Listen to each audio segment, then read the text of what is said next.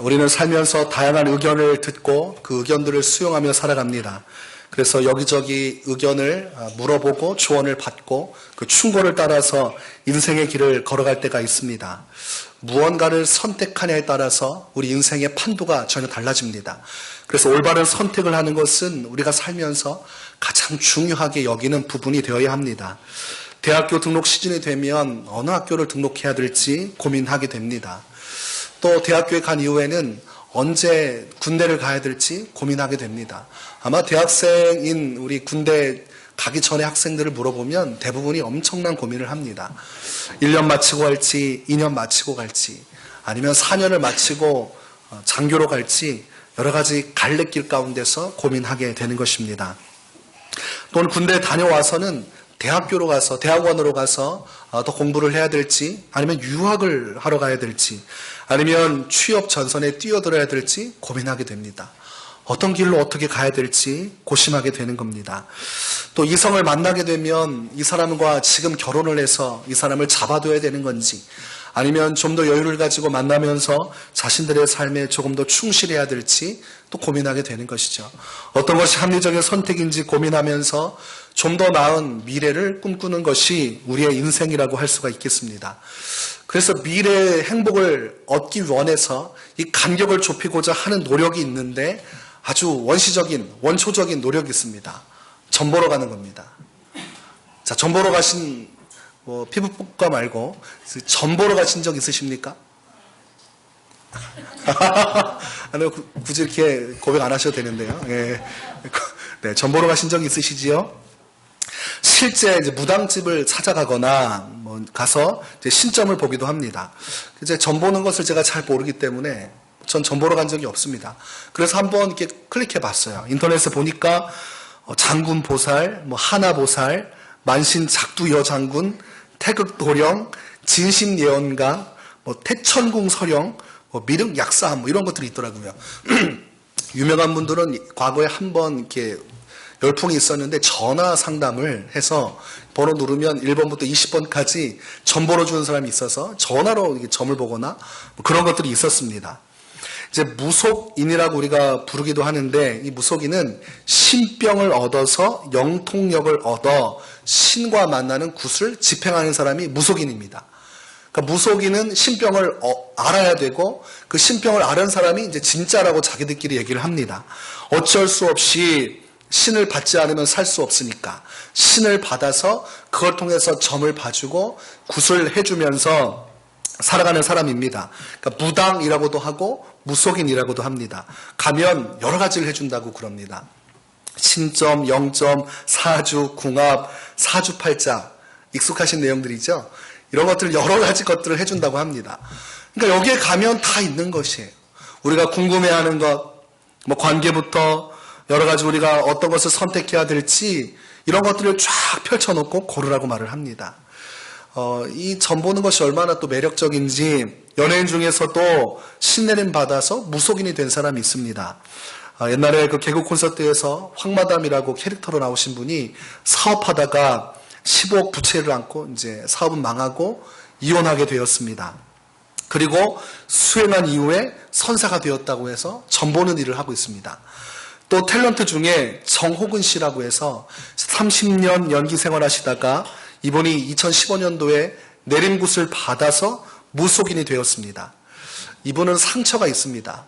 과거 미숙아로 태어났던 큰딸이 27개월 만에 세상을 떠난 아픔이 있고 또 아들 역시도 3일 만에 숨진 일이 있습니다. 아픔과 상처들이 또 그 사람의 삶을 이렇게 무속인의 길로 이끌어간 것 같습니다. 삶의 끝자락에서 희망을 발견하고 선택한 것이 귀신의 점을 보는 것이다.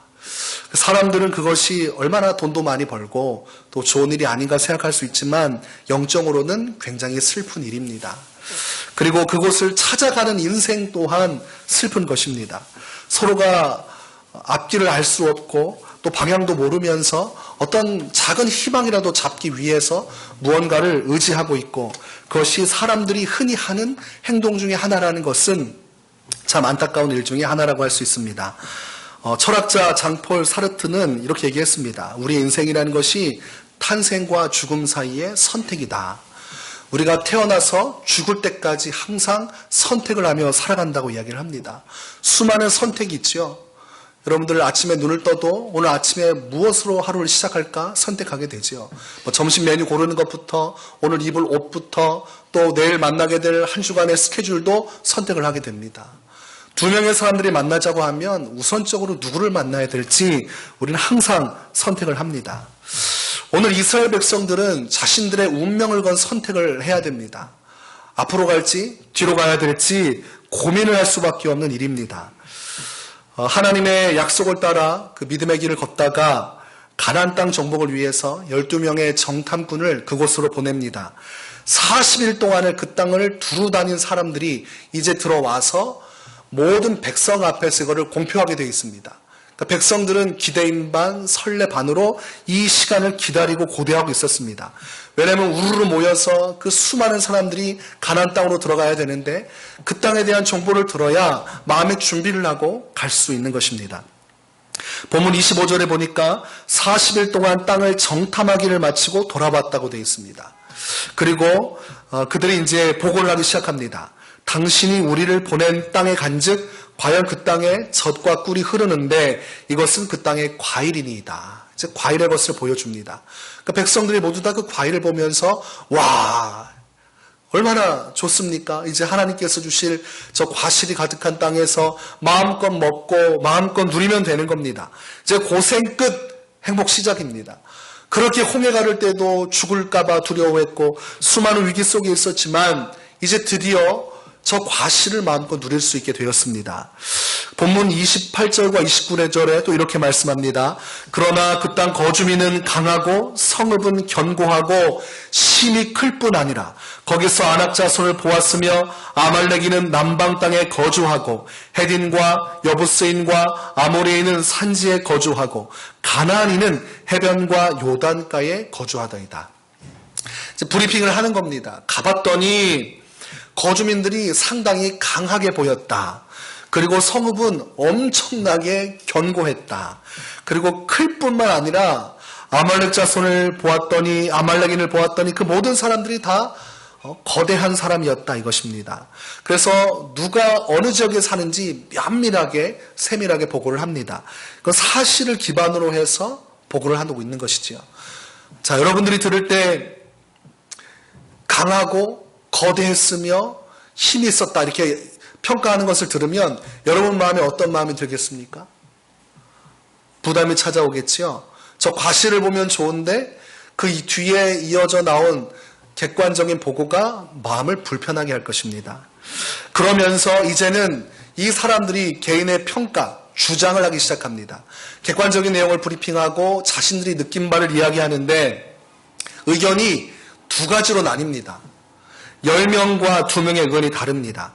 첫 번째 의견을 내세운 사람이 갈렙이었습니다. 갈렙을 주목하시면 갈렙은 성정이 아주 견고하고 그리고 하나님에 대한 신뢰가 강한 사람입니다.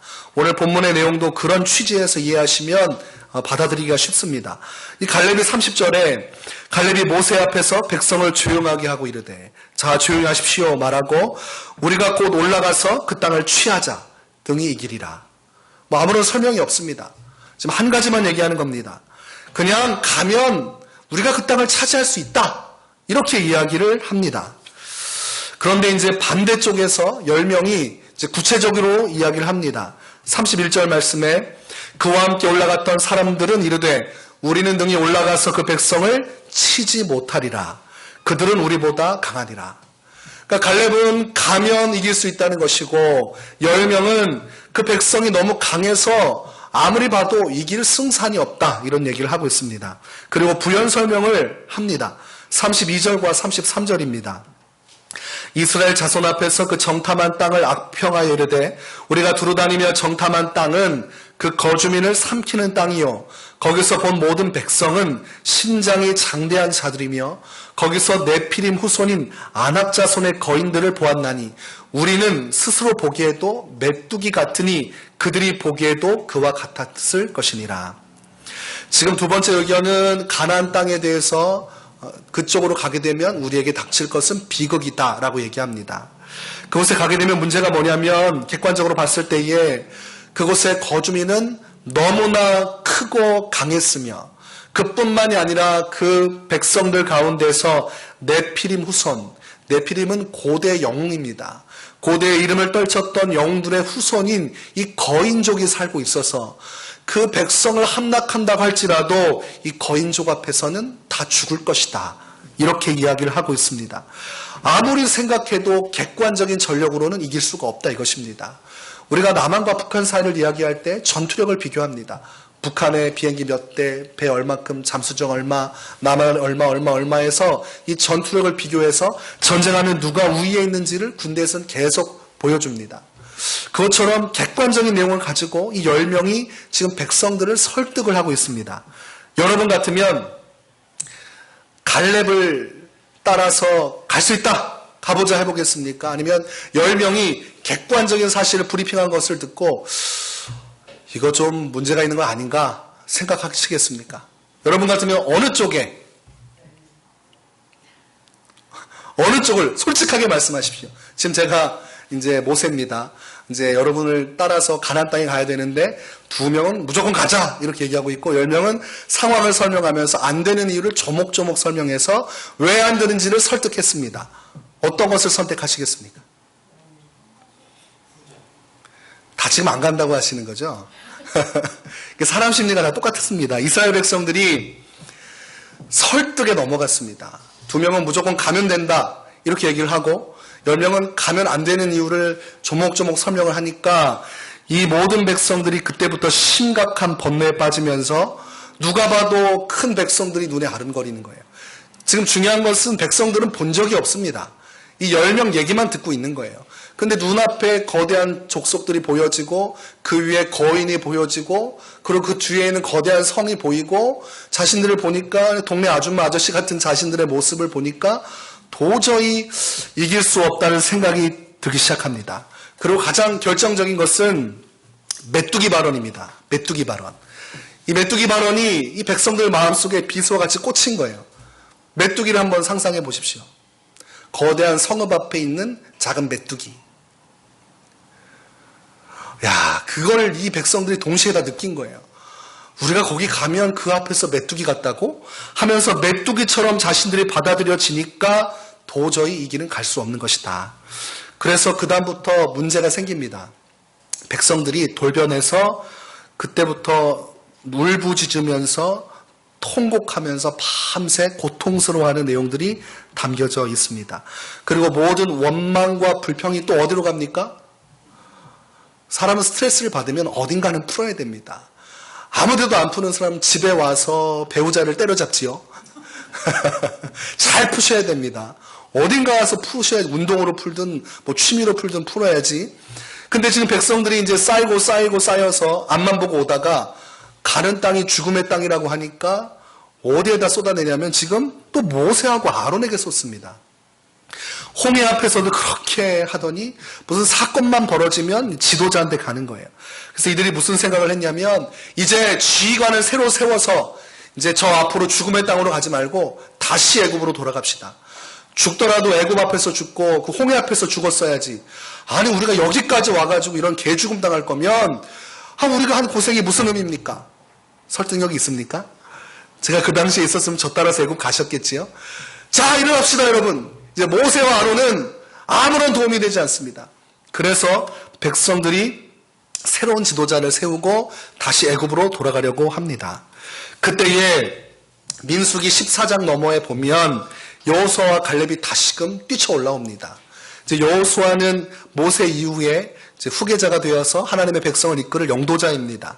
갈렙과 여호수아가 한 마음으로 지금 뛰쳐와서 민수기 14장 7절에서 9절까지 이런 이야기를 다시 한 번 더 합니다.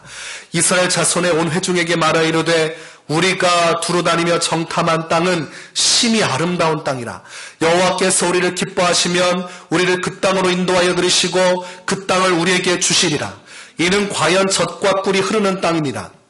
다만 여호와를 거역하지는 말라. 또 그 땅 백성을 두려워하지 말라. 그들은 우리의 먹이라. 그들의 보호자는 그들에게서 떠났고 여호와는 우리와 함께 하시느니라. 그들을 두려워하지 말라. 지금 메시지가 한 가지입니다. 두려워하지 말아라. 두려워하지 말아라. 하나님이 우리와 함께 하신다. 이런 메시지를 여호수아와 갈렙은 던졌습니다. 여호수아와 갈렙은 설득을 위해서 말을 지어내는 것이 아니라 지금 자신들이 가지고 있는 신앙을 이야기하고 있습니다. 이들은 오직 가나안 땅을 향해 가면서 딱 두 가지예요. 두려워할 필요가 없다. 주님이 나와 함께 하신다. 두려워할 필요가 없다. 주님이 나와 함께 하신다. 이 두 가지 사실만 붙들고 간 것입니다. 자, 여러분, 이 상황을 보면서 분석을 잘 해보면 조금 다르다는 것을 느낍니다. 10명은 객관적인 사실과 자신들의 감정을 이야기하고 있습니다. 그렇지요? 자신들이 보았던 것이 무엇인지, 그것을 보고 무엇이 느껴졌는지를 이야기합니다. 그런데 2명의 정탐꾼은 신앙의 이야기를 하고 있습니다. 지금 사실에 기반해서 무언가를 얘기하고자 하는 것이 아니라 하나님 앞에서 이 문제를 어떻게 볼 것인지, 하나님 앞에서 이것을 우리가 어떻게 해결해야 될지 신앙 중심으로 이 문제를 보고 있습니다. 그런데 참 신기한 것은 설득력 있고 사람을 끌고 들어가는 것은 객관적인 사실과 그것에 기반한 자신의 감정이라고 할 수 있습니다. 브리핑할 때 제일 좋은 게 여러 가지 현황들에 대해서 설명하고 그렇기 때문에 이렇게 해야 됩니다 하면 100% 다 넘어갑니다. 그래서 객관적인 자료를 많이 모으고 사람들을 설득할 수 있는 것들을 모을 때 사업을 하든 무슨 개인적인 것들을 하든 성취를 이룰 수가 있습니다. 10명은 그런 일을 했습니다. 누가 봐도 거대하고 누가 봐도 강력한 곳입니다. 아무리 과실이 좋아도 가다가 죽으면 무슨 소용입니까? 그러나 거짓이 아니죠. 그러나 2명은 믿음에 대한 언어를 하는 것입니다. 믿음은 보여줄 수가 없는 것입니다. 하나님께서 임마누엘로 우리와 함께 하신다. 보여지지 않지요. 볼 수가 없습니다.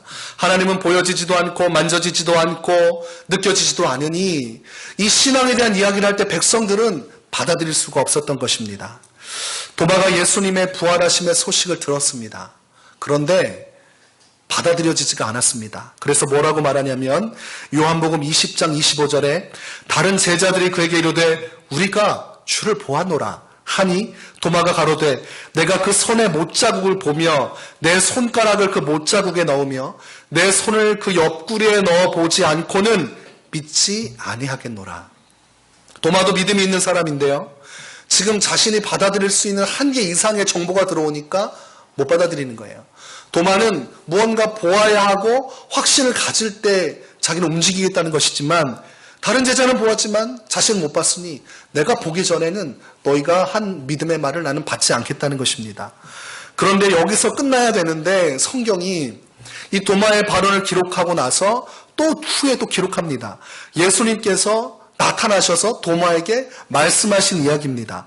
내 손가락을 이 내밀어 내 손을 보고 내 손을 내밀어 내 옆구리에 넣어보라. 그리하고 믿음 없는 자가 되지 말고 믿는 자가 되라. 그리고 말씀하시기를 때늦은 후회를 하고 있는 도마에게 요한복음 20장 29절에 너는 나를 본고로 믿느냐 보지 못하고 믿는 자들은 복되도다. 이렇게 얘기를 하십니다. 사실적인 것 좋아하고 뭔가 확실한 것 바라는 사람에게 예수님께서는 정말 좋은 믿음은 보지 않고서 믿는 것이라고 말씀을 합니다. 그래서 우리가 믿음이 무엇인지 신앙이 무엇인지 올바른 선택을 하려면 무엇이 중요한지 생각할 때에 보이지 않지만 함께 하시는 하나님, 그 하나님에 대한 이해가 필요합니다. 노아가 하루는 하나님의 음성을 듣습니다. 잣나무로 방주를 만들라는 것이었습니다. 그런데 누가 봐도 그곳은 방주를 만들 만한 곳이 아닙니다. 여러분 산지형에다가 땅이 있는 곳에 배를 만들면 어떡합니까? 배를 만들 거면 바닷가 근처에 옆에서 만들어서 끌고 가서 배를 띄워야 되는데 이 방주 크기도 어마어마합니다. 하나님께서 이 지구상에 있는 생명들 그것을 암수로 해서 그 방주에 넣어서 그들을 살리고 이제 마지막 홍수 심판을 하시겠다는 건데 그러면 그 방주가 얼마나 크겠습니까? 큰 것뿐만이 아니고 그 방주를 만드는 노아 입장에서 얼마나 괴롭습니까? 아니 마른 하늘에 비도 안 오는데 그 방주를 만들고 있으니 얼마나 사람들이 모욕하겠습니까? 그러나 사실과 감정으로서는 그 일을 할 수가 없어요. 왜냐하면 비가 오지도 않죠. 온다고 해도 이 배를 띄울 만한 비가 오려면 세상이 망해야 됩니다. 근데 지금 아무리 봐도 하늘이 너무나 맑은데 왜 망합니까? 그리고 사람들이 얼마나 욕하겠습니까? 그 주변 사람들이 볼 때, 야, 저 바보 같은 사람 봐라. 아니, 왜 여기다가 배를 만들지? 그 객관적인 사실로는 노아가 미친 사람입니다. 그리고 감정적으로 봐도 비웃음거리밖에 될 수 없습니다. 그런데 창세기 7장 17절 말씀에 이렇게 되어 있습니다. 홍수가 땅에 40일을 있었는지라 물이 많아져 방주가 땅에서 떠올랐고. 이런 일이 지금 벌어질 거라고 누가 예상했겠습니까? 또 18절에 물이 더 많아져 땅에 창이라매 방주가 물 위에 떠다녔으며, 방주가 이제는 떠다니고 있습니다. 19절입니다. 물이 땅에 더욱 창이라매 천하의 높은 산이 다 덮였더니, 가장 높은 산도 물이 다 덮어버렸습니다. 그리고 21절입니다. 땅 위에 움직이는 생물이 다 죽었으니 곧 새와 육축과 들짐승과 땅에 기는 모든 것과 모든 사람이라. 예수님께서 자신이 다시 오신다는 재림의 메시지를 던지면서 하신 예화가 노아의 이야기입니다. 노아의 방주 때도 사람들이 먹고 마시고 즐거워했지만 그날에 그런 심판이 있을 줄을 아무도 알지 못하였노라. 우리가 눈에 보이는 것에 마음을 두고 그것이 전부인 것처럼 살아간다고 하면 우리는 너무나 소중한 것을 잃어버릴 수가 있습니다. 그리고 그것이 우리 인생에서 가장 적절하고 중요한 선택이라고 착각하겠지만 그렇지 않을 수도 있다는 사실을 우리는 기억을 해야 됩니다. 민수기 14장 1절을 보니까 온 회중이 소리를 높여서 부르짖고 있고 백성이 밤새도록 통곡하기 시작합니다. 그리고 이제는 거기서 그치지 않고 여호수아와 갈렙마저 끌어내서 쳐 죽이려고 합니다.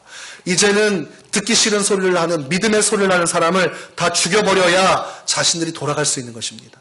만에 하나 저 사람들 말 듣고 따라갔다가 다 죽으면 개죽음이라고 생각해서 지금 믿음의 이야기를 하는 사람을 다 끌어내서 죽이고 그리고 빨리 애굽으로 돌아가려고 하는 것입니다. 그 긴박한 순간이 다가왔고 10절 말씀을 보니까 온 회중이 그들을 돌로 치려 하는데 그때에 여호와의 영광이 회막에서 이스라엘 모든 자손에게 나타나시니라. 아니, 하나님께서 나타나셨습니다.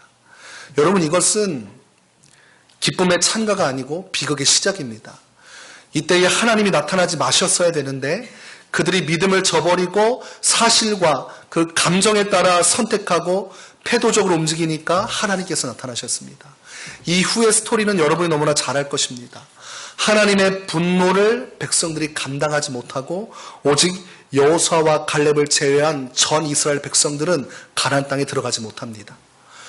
이것이 회개하면 돌이켜져야 되는데 하나님께서 뜻을 돌이키지 않고 그 세대 사람들은 광야에서 40년간을 떠돌다가 광야에서 죽게 만드시고 그 다음 세대 사람, 하나님 앞에 이 패악을 저지르지 않은 그 다음 세대만을 데리고 여호수아와 갈렙이 지도자가 되어서 그 땅으로 들어갑니다.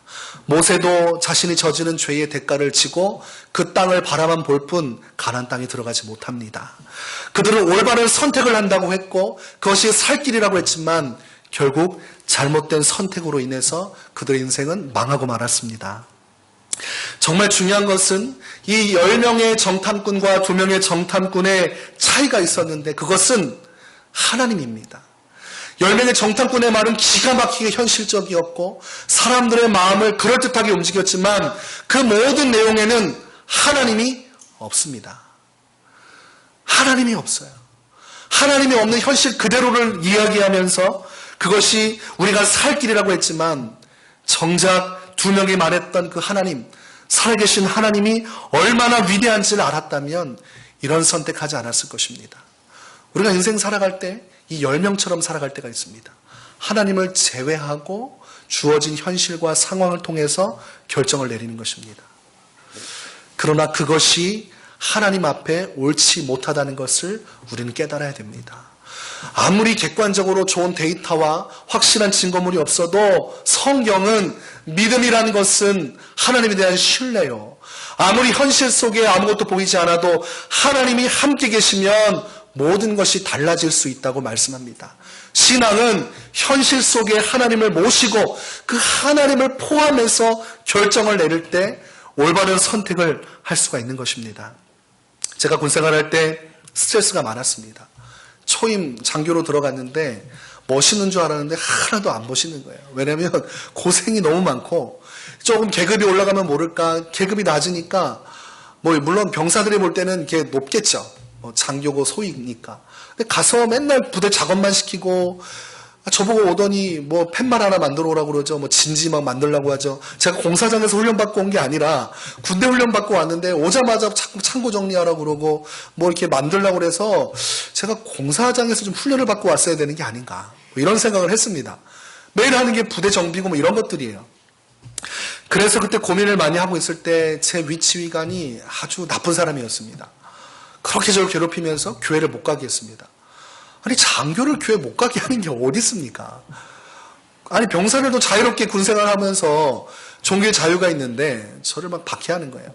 그래서 그 첫 주에 제가 예배를 못 갔습니다. 참 나약하지요. 그 당시에 제가 처음 부대 임관해서 너무 괴롭히는 그 상관 때문에 첫 주 예배를 못 드렸어요. 마음에 무거운데 교회 안 가도 별일은 없고 뭐 괜찮더라고요. 그래서 제가 어떤 생각이 들었냐면 이래서 성도님들이 교회를 안 나오시는구나. 예배를 빠진 적이 없는데 예배 빠져도 뭐 날은 환하고 햇볕은 쨍쨍 다음날 만나도 사람들하고 행복하고 뭐 전혀 지장이 없는 거예요, 삶에. 그런데 이제 시간이 흘러가고 신앙의 어떤 갈림길 속에서 어떤 마음이 들었냐면 나도 그냥 군생활하면서 신앙을 좀 내려놓고 군대에 좀 맞춰가지고 좀 상황에 맞춰서 할까? 너무 힘들게 하니까 밤에도 제가 옷을 안 벗고 군복 입고 잤습니다. 스트레스가 너무 심하니까 씻고 싶지도 않고 이분이 너무 폭언을 하고 막 새벽에 전화해서 막 욕설을 하고 막 너무 괴롭히는 사람이었어요. 그리고 막 저를 뭐 구덩이에 뭐 묻겠다는 둥 아니면 이렇게 작업하는 걸 좋아하시나 봐요. 자기가 쌓인 스트레스가 있으면 저한테 다 푸니까 저는 어디 풀 데가 없잖아요. 그래서 많이 힘들었습니다. 그때 고민한 것이 믿음 생활을 제대로 하고 하나님 앞에 설 것인가 아니면 적당히 타협할 것인가 고뇌했습니다. 왜냐면 군대 가면 어차피 사회생활하면 뭐 군생활 누가 들추겠어요. 열심히 했다고 하면 되는 거 아닙니까? 그리고 군대 가서 제가 교회 다닌다고 담배 펴도 다 괜찮아요. 왜냐면 그런 사람 너무 많아요. 뭐 소령 달고는 담배 피면서 교회 뭐 기도문 준비하신 분도 있고 어떡하지? 이거 제보를 제가 받은 겁니다. 담배 피면서 이제 기도회 준비하고 이제 군종병한테 써오라고 하고 뭐 이런 분들도 있고 군대는 약간 종교적으로 약간 뒤범벅된 분들이 많아요. 그래서 거기서 뭐 어떻게 한다고 해서 비방할 사람이 없습니다. 그 당시 제 대대장도 술 먹고 담배 피는데 집사님이셨어요. 저를 한번 부르더니 집사가 술 먹지 말라는 성경 말씀이 어딨냐고. 전 전도사였고. 그래서 제가 성경 말씀 알려줬더니 화를 내더라고요, 저한테. 나가보라고. 술 취하지 말며 이 얘기했다가 또 혼났습니다. 그 당시에 고민하다가 제가 결정했습니다. 죽더라도 예배드리다 죽자. 주일날 온전히 쉬고 싶지만 피곤해도 가자. 그리고 주일날 딱 예배를 드리는데 예배하러 가기까지 마음이 지옥인 거예요. 또 다음 주 월요일부터 화요일까지 훈련부터 해서 해야 될 일, 그리고 막 복잡한 머리가 막 가득할 때 예배를 딱 드리는데 예배하면서 말로 표현할 수 없는 하나님의 임재가 느껴지는 겁니다. 이게 예배구나. 이 예배의 영적인 영향력이라는 이런 거구나. 분명히 문제는 그대로 머릿속에 있는데 마음에 평안이 오는 거예요. 예배를 마치고 딱 있는데 하면서 제 안에 지혜가 열리면서 다음 주 어떻게 하면 좋겠다라는 생각이 나면서 삶이 정리가 되는 거예요. 제가 도무지 생각할 수 없는, 제가 다다를 수 없는 또 다른 영역의 문이 열리면서 제 마음과 생각을 지배하는 것을 경험했습니다. 그래서 제가 군대 오기 전에 제 주변 분들이 하신 게 있습니다. 군생활이 아무리 힘들어도 군대에는 하나님이 함께 하신다. 저는 너무 고생하면서 이 사실을 잊어버렸습니다. 군대에는 주님께서 귀를 막고 계시고 전혀 다른 세상이구나 생각했는데 제가 하나님의 은혜 있는 자에 가서 하나님을 예배하면서 군대에도 하나님이 계시는구나. 그 고백이 나왔고 그 이후로 믿음 생활 속에서 함께 하시는 주님을 만났습니다. 창세기 보면 야곱이 형 에서를 속이고 나서 너무 겁이 났지요. 그래서 삼촌 라반의 집으로 갑니다. 라반의 집으로 가는데 혼자 달랑 가는 거예요. 하늘에 별빛이 비치고 어두워진 그 밤하늘을 보면서 이 야곱이 너무나 괴롭고 슬픈 마음에 돌 베개를 베고 누워 있습니다. 그때에 그가 보는 것은 하나님의 영광입니다. 하늘문이 쫙 열리면서 사다리가 내려오고 천사들이 그 위에서 위로 아래로 움직이는 것이 보였습니다. 그러면서 하나님의 음성이 들렸고 하나님께서 말씀하시기를 나는 여호와니 너의 조부 아브라함의 하나님이요 이삭의 하나님이라. 내가 누워있는 땅을 내가 너와 내 자손에게 주리니 내 자손이 땅에 띠끌같이 되어 내가 서쪽과 동쪽과 북쪽과 남쪽으로 퍼져나갈지며 땅의 모든 족속이 너와 내 자손으로 말미암아 복을 받으리라. 내가 너와 함께 있어 내가 어디로 가든지 너를 지키며 너를 이끌어 이 땅으로 돌아오게 할지라. 내가 내게 허락한 것을 다 이루기까지 너를 떠나지 아니하리라. 아무도 없는 공간 속에 하늘문이 열리면서 하나님의 말씀만 들려왔습니다. 그때에 야곱이 잠에서 깨었다고 되어 있습니다. 잠에서 들은 것인데 그때 창세기 28장 16절에 여호와께서 과연 여기 계시거늘 내가 알지 못하였도다. 내 인생 가운데 내가 홀로 살아가고 내가 무거운 짐을 짊어지고 살아갔지만 진실로 보건대 하나님은 내가 머문 이곳에 나와 함께 하셨도다. 그래서 그곳에 큰 돌을 세우고 하나님의 집이요 하늘의 문이다 해서 베델이라고 세웁니다. 여호수아와 갈렙을 죽이려는 이스라엘 백성들의 폭동 속에서 하나님이 나타나셨고 그들의 선택은 잘못된 선택이 되어서 40년간의 유배 생활과 같은 시간을 보내야만 했습니다. 만약 2명의 의견을 받아들였다면 하나님께서 함께 하신다는 것을 전제로 선택했다면 그들은 기쁘게 가나안 땅을 향해서 뛰어갔을 것입니다. 그리고 오늘 임재하셔서 그들을 40년간의 심판으로 끌고 가신 하나님께서 약속을 따라 그들을 가나안 땅으로 들어가게 하셨을 것입니다. 가나안 땅에 들어가지 못하고 40년간을 유리할 수밖에 없었던 것은 하나님이 완악하기 때문이 아니고 이스라엘 백성들이 잘못된 선택을 했기 때문입니다. 우리가 신앙생활하면서 우리의 길이 어그러지거나 어려움이 닥칠 때 맹목적으로 하나님을 비난하는 것은 잘못되었습니다. 과연 우리가 올바른 선택을 하고 있는가? 믿음의 선택을 하고 있는가? 우리의 선택에는 하나님에 대한 믿음이 담겨져 있는가? 이것을 주목해야 됩니다. 여러분은 결정적인 순간에, 선택의 순간에 현실로 보여지는 것에 여러분의 마음을 담습니까? 아니면 하나님의 말씀에 여러분의 마음을 담습니까? 여러분 선택의 기준 속에서 여러분을 이끌어가는 것은 논리적이고 현실적인 이야기들입니까? 아니면 현실적이진 않지만 하나님께서 기록된 말씀입니까? 혹시 여러분은 믿음으로 사는 사람들을 비현실적이라고 해서 비난하거나 무시한 적은 없으십니까? 우리가 인생 살면서 가장 중요한 선택의 기로에서 잊지 말아야 될 것은 하나님입니다. 항상 하나님을 기억하시고 하나님의 약속을 기억하시고 그 하나님을 통해서 올바른 선택의 길로 나아가실 수 있기를 주의 이름으로 축원합니다.